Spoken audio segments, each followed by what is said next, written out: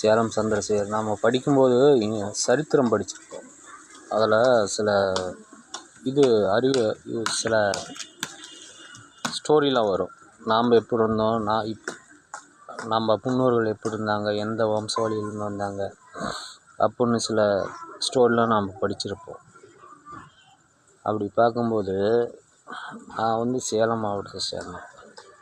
எங்கள் ஊரினுடைய ஒரு சில பெருமைகள்லாம் சொல்கிறேங்க. ஆக்சுவலி என்னென்னா, சேலம் ஸ்டீல் அதிகமாக மேனுஃபேக்சர் ஆகும்.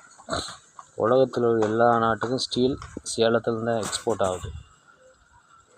ரெண்டாவது இங்கே மேட்டூர் டேம் உலக புகழ்பெற்றது. இது வெள்ளைக்காரன் பிரிவிலே கட்டினது. அந்த இயர் கன்ஃபார்மாக எனக்கு தெரில. அப்புறம் சுற்றுலாத்தலம்னு எடுத்துக்கிட்டோம்னா ஏற்காடு ரொம்ப பியூட்டிஃபுல்லான பிளேஸ். கம்மி இடையில போய் சுற்றி பார்க்கலாம்.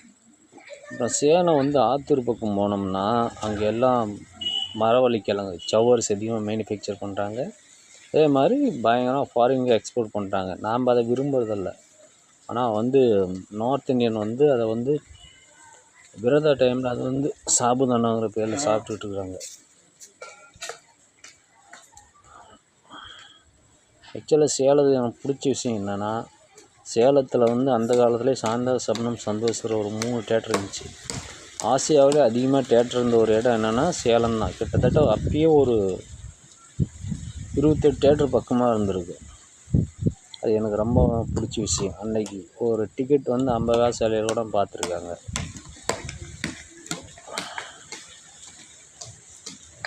இது இப்போ சேலம் மாநகராட்சி, சேலத்தில் பல டிஸ்ட்ரிக்ட்லாம் முன்னே இணைக்கப்பட்டிருந்துச்சு. ஈரோடு, நாமக்கல், இந்தாண்ட தருமபுரி.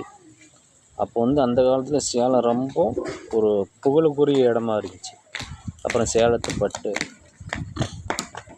எனக்கு தெரிஞ்ச வரையும் சொல்லிட்டேன். இப்போ ரீசெண்டாக ஒரு இன்சிடென்ட் என்னென்னா, உலகத்திலே மிக உயரமான கோயில் 145 அடி முருகன் கோயில் சிலை ஏத்தாப்புல இருக்குது. ஏத்தாப்புல்னா அது சேலத்துலேருந்து பஸ் பிடிச்சி வந்தால் ஒரு 30 கிலோமீட்ரு,